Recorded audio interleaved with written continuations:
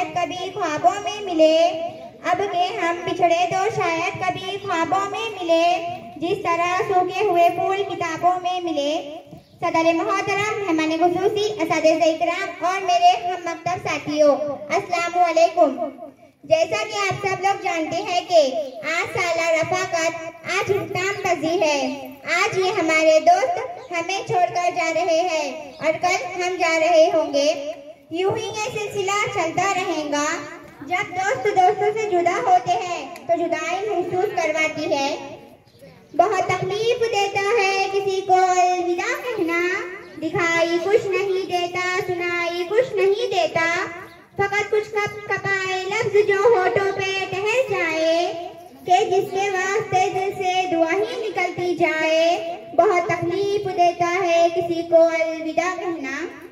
हम सब दुआ गो और पूरी उम्मीद है कि हमारे अलविदा होने वाले तमाम दोस्त जहाँ जहाँ और जिस स्कूल में जाएंगे, असातिज़ा इकराम का अमानत, सदाकत, शराफत और दियानत के दिए गए दुरुस्त पर अमल तैयार होकर अपने इस इरादे का नाम रोशन करेंगे और अच्छे तालिब इल्म का किरदार अदा करके अपने वालिदैन, असातिज़ा इकराम और मुल्क व मिल्लत का नाम रोशन करेंगे। जब कोई स्टूडेंट स्कूल के नज़म व ज़ब्त को शवाल बनाकर निसाबी और गैर निसाबी सरगर्मियों में गैर मामूली कारकर्दगी दिखाता है तो लोग पूछने पे मजबूर हो जाते हैं कि आप किस इरादे के पढ़े लिखे हैं और किस टीचर ने आपको पढ़ाया है। बहरहाल हम सब असातिज़ा इकराम के दिए गए रोशन अफ़कार पर अमल करके अमली मैदान में कामयाबी हासिल करेंगे और असातिज़ा इकराम का नाम रोशन करेंगे।